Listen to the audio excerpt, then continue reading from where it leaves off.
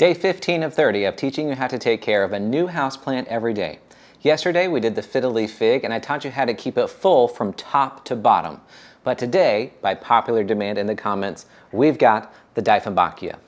My name is Tanner the Planter, author of For the Love of Houseplants, and Dieffenbachia are another one of those classic houseplants that have been around since like the 60s, and they've been super popular for a good reason. They're tolerant to a wide range of conditions in the house, but still there are some best practices to keep in mind. I'm going to teach you today how to keep them from getting leggy, because that's one of the main problems you guys have expressed in the comments.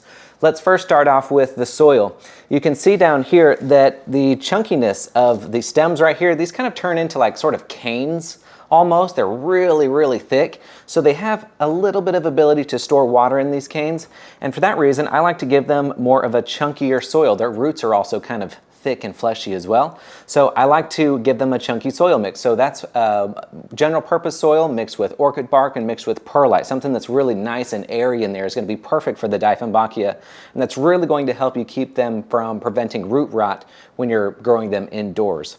I like to use a terracotta pot when I'm keeping them, but you can use a plastic pot, a ceramic pot, a sealed ceramic pot. It doesn't really matter, just like with just about any houseplant you could want. Just as long as you have drainage holes, that's really what you want to consider when you're growing any houseplant and the Dieffenbachia. But I really do like a terracotta pot because that's going to help extra airflow around the roots. And again, the number one reason I see people kill their houseplants, especially the Dieffenbachia, is from root rot. And in a terracotta pot, you're naturally combating that number one cause that people kill their plants, which is root rot. I have this one in a sealed ceramic down here. I keep this outside most of the year, and so having it sealed like this, there's not as much airflow down here, but because of the heat and everything, it really helps it retain a little bit more moisture, which is advantageous, especially here in North Texas where we are. It gets very hot. I like to repot these plants every 1 to 2 years, or when the roots start peeking out of the bottom drainage holes. If it's in the winter when you start seeing the roots coming out of the bottom drainage holes, just wait until the spring. Plants do not decline from the size of pot they're in, so it's perfectly fine to wait till a more advantageous time to repot, which is going to be the spring and the summer, because repotting is very stressful for a plant, and those longer days of the spring and summer are really going to help the plant recover from the shock of that transplant. As far as watering goes, again, because they do have a little bit of ability to store water in their big thick stems right here, they are tolerant to a little bit of drought, if you will say. Tropical drought is usually what I say. Not a true drought like a cactus or a succulent, you know, that stores a ton of water in its leaves, but still it's able to go quite a long time between waterings. Now, I like to water them when they're about 25 to 50% dry, and that's going to avoid root rot from overwatering, but it's also going to avoid the wilting. You don't want to ever have your plants wilting all the time. So I avoid using a moisture meter.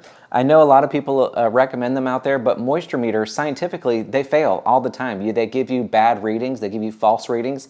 Not only will moisture meters react to moisture in the soil, sometimes, but they will also react to different soil conditions and different fertilizers and whatnot. So it's really easy to get things wrong with a moisture meter, but it's really easy to get things right with a regular old chopstick, and they're a lot more affordable as well. This is a plastic chopstick. You can use a bamboo chopstick, a metal chopstick, it doesn't matter at all. I'm going to place my pointer finger right on the rim of the pot as a control, and then I'm going to put the tip of my chopstick about 25 to 50% down into the soil. Just about, you know, I'm kind of guesstimating right here. So kind of right to this first little line is probably about 25-ish%, I would say. Right around there. That's fantastic. And now I'm going to put the chopstick into the soil at that same depth until my finger touches the top of the soil. And then I'm going to bring it out. And this is kind of like taking a soil sample, right? So I've only picked up what's 25% down into the pot. And so if I can feel moisture on my chopstick, then I know that it's still wet 25% down and the plant is not ready to be watered.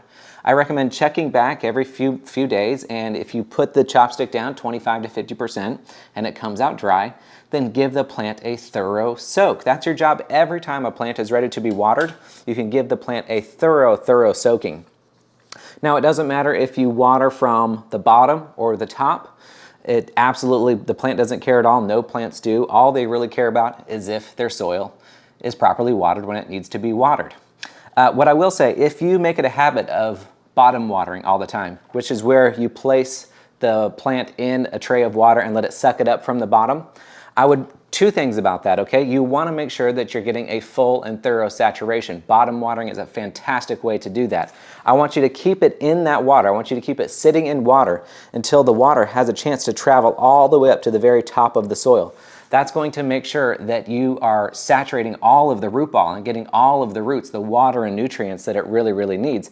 If it doesn't translocate within 12 hours or so, you probably have some crusty gaps in here. Some of your soil may have become a little bit hydrophobic, okay? So then you may need to do some interventions for that. But 12 hours is perfectly fine to leave your plant sitting in water when it's ready to be watered. The other thing that I will say is that you can build up minerals in the soil by doing that all the time, by bottom watering all the time.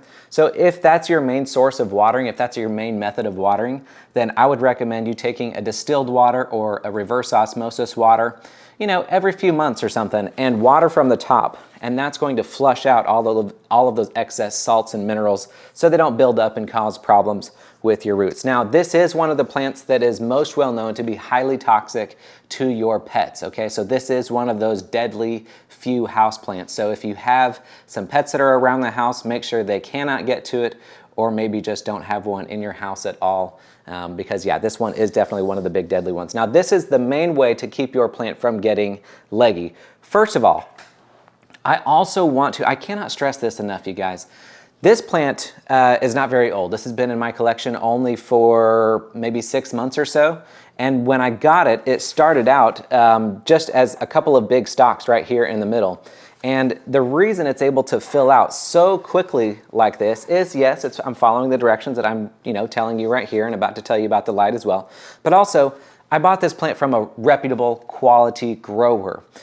More quality growers are going to spend more time building out the root systems down here. So they're going to make a big, robust root system down here before they ship it out to you. What's on the top between a low quality grower and a high quality grower is going to look largely the same very often. And that's because they fertilize the leaves.